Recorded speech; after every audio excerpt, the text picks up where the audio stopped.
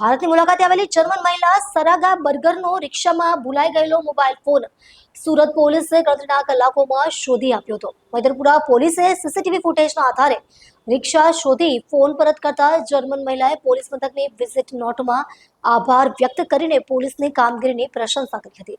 જર્મનીના શહેરથી આવેલા સરાગા બર્ગર સવારે 11:30 વાગ્યાના અરસામાં સુરત રેલવે સ્ટેશન ઉતર્યા હતા.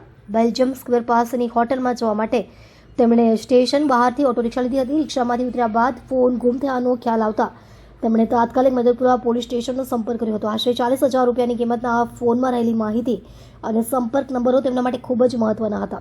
ફોન ન મળે તો આગળનો પ્રવાસ અને વતનમાં સ્વજનો સાથે સંપર્ક મુશ્કેલ બની શકે તેવી ચિંતા તેમને સતાવી રહી હતી.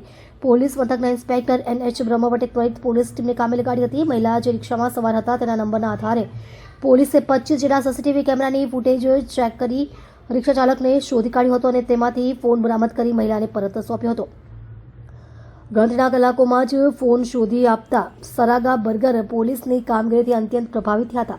તેમણે પોલીસ સ્ટેશનની મુલાકાત નોંધ વિઝિટમાં I am very grateful from all the work તેમજ આઈ એમ વેરી ગ્લેડ લખીને સુરત પોલીસે સજાગતા અને ત્વરિત કાર્યવાહીની પ્રશંસા કરી હતી.